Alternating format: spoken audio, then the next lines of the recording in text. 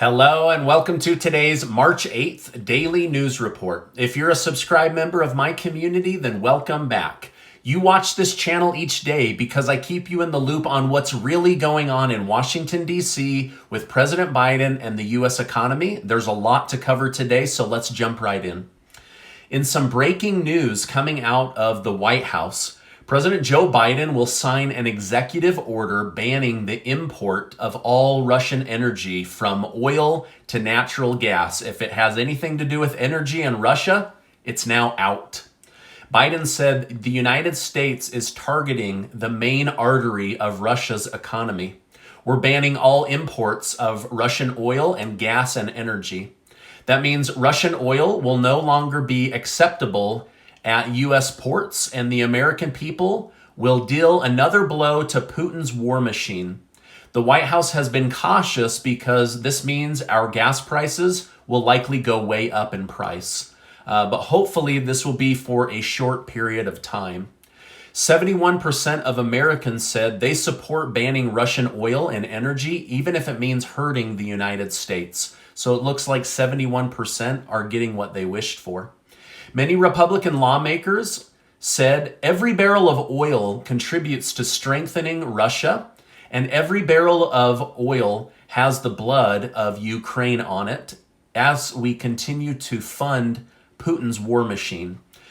Republican lawmakers say it's time to pivot and give U.S. oil companies every opportunity to ramp up production and drilling, while Democrats say let's pass the Build Back Better bill and get $550 billion invested into green energy. So there's definitely different narratives coming out depending on if you have Democrat beliefs or Republican beliefs. Whichever route DC decides, it will take longer than any of us want. The real question in my mind is, how long will this hurt and how much will it hurt? It is going to hurt. Even before this announcement, yesterday, the price of gas hit an all-time high in the United States. So how high will it go further after banning Russian oil? I don't know. I don't have an answer for you. Only time will tell, and I'll continue to keep you informed. But this is the reality that we're dealing with right now. President Biden said pumping new oil here at home won't lower gas prices. Only buying electric cars will do that. Now, I'm not going to lie, this comment felt a little bit wrong, like perhaps the president was using this to push forward his green energy deal instead of working through all avenues to lower the price of gas.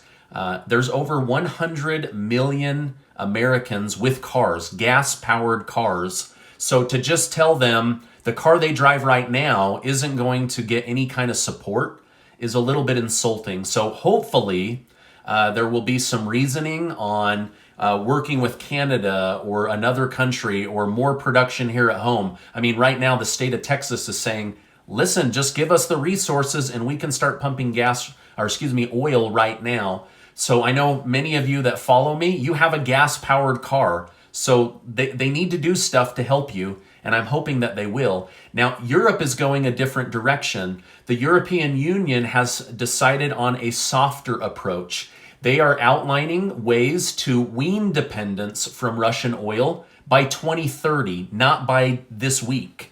So they won't cut Russia off completely, because they say it could hurt European citizens and they have to think about the people's needs and wallets. So honestly, I'm not sure if our approach will be better or Europe's will be better. Again, only time will tell. However, Russia said if Europe doesn't stop interfering, it could cut them off from their energy. So Europe might try to hold on to Russia, but Russia might just drop Europe altogether. So perhaps the United States strategy is the better strategy. Now, I'm hoping the United States can do more drilling here at home or possibly lean on Canada to make up the difference. Right now, a lot of our oil and gas actually comes from Canada, and so there is opportunity for them to ramp up production if our own government will block ramping up production. Now, regarding the government shutdown, Senate Majority Leader Chuck Schumer says this vote will come down to the last minute. but he's confident the government will remain open and that checks will go out to those that are depending on the government for that money. One Republican lawmaker said this bill is 98% complete and should get the votes with a few minor negotiations. The Pentagon wants $4.8 billion to help with Ukraine and military equipment.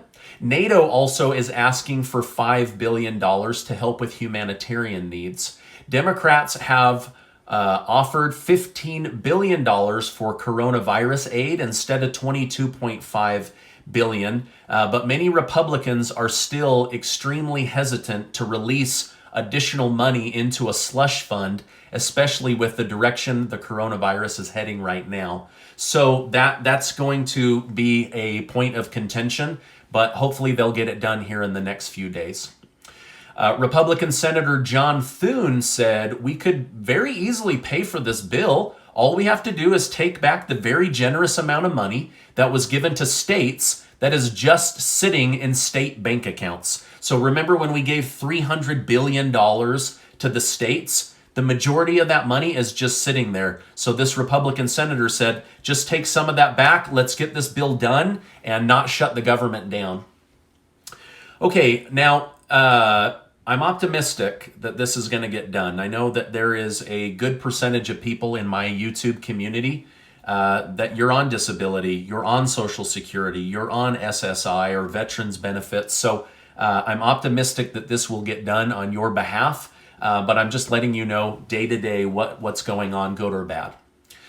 Biden will also be signing an executive order to regulate the issuance of cryptocurrencies. Crypto competes with the US dollar and other world currencies. However, many see it as superior because you can't just print it without any end to the money.